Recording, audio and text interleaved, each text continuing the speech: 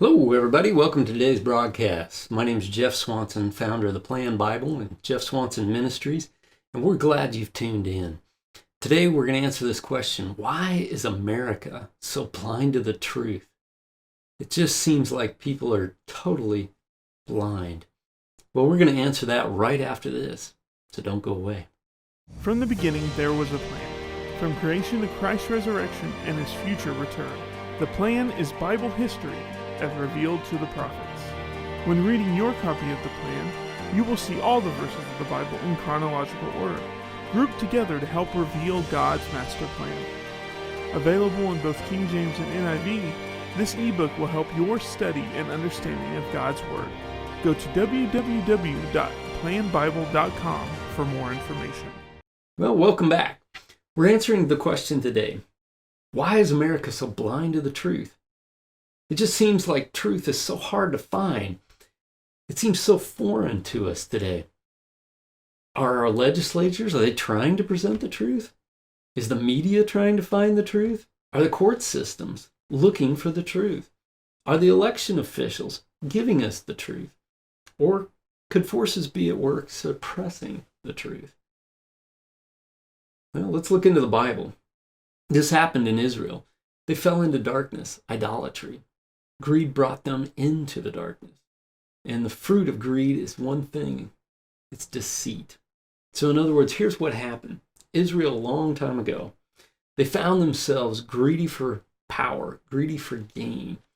And they didn't realize that what happened is they started deceiving themselves and deceiving other people. This can actually be seen where Jeremiah 8:10 tells us, from the least to the greatest, in other words, all of them, were greedy for gain.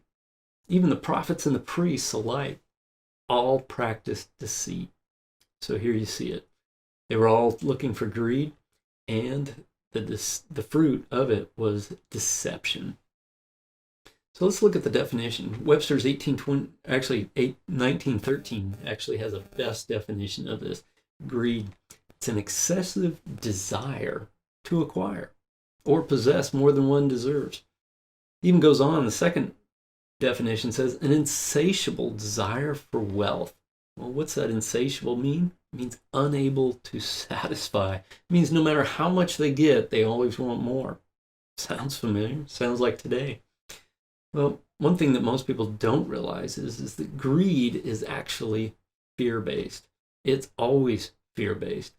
So what are they afraid of?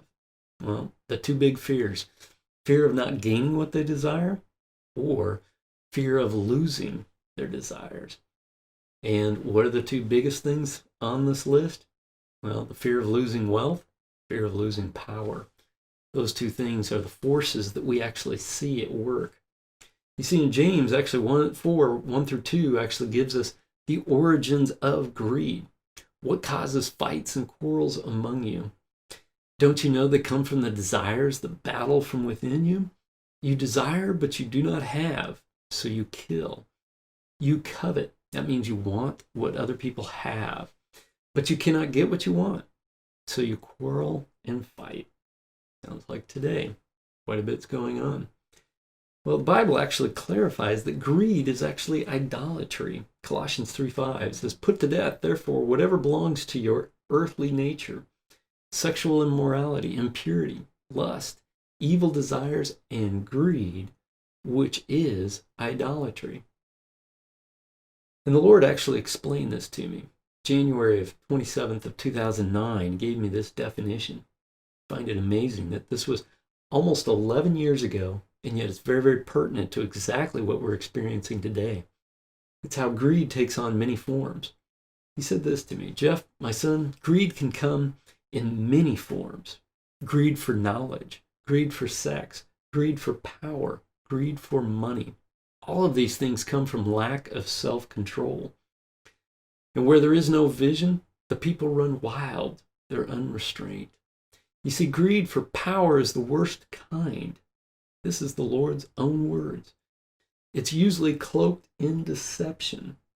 Everything that appears good is actually evil. This sounds exactly like what we have going on today. Greed for power being the worst kind. and cloaked in deception. Help us out. Be sure to subscribe below. Click on the share link and the alert, and make sure you click here for part 2. And until then, be sure to share the word.